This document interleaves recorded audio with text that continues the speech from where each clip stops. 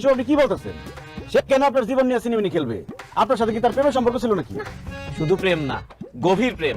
বকুল আমার এই হাতে হাত রেখা কইছিল, জাকির দুনিয়া উলট পালট হইলেও আমি তোমারই বিয়ে করুম, তোমারে ছাড়া আর কাউরে বিয়ে করুম না। সৌদি প্রবাসী বুড়ে খাটাস ওসমান মোল্লারে টাকার লোভে বিয়ে করছে, তার লোকে সুখের সংসার করতেছে। কও বকুল, কি ছিল না আমার যা ওই ওসমান মোল্লার মধ্যে আছে? বিশ্বাস করেন আমি হারে চিনি না, কোনো সময় দেখি নাই। তুমি আর চিনো না? না। আর চিনো না?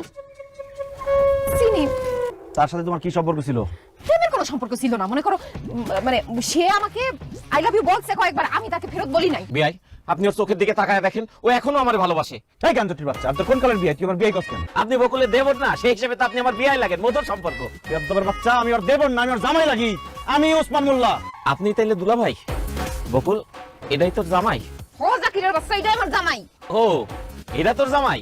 তাইলে ঠিক আছে। তুই এখন আমার জামাইয়ের সামনে সব কথা কই আমার হটে আড়ি ভাঙা দিছস। তোরে আজকে জুতা দিয়া পিটাইয়া তোর পিঠে সামনে যদি আমি না তুলছি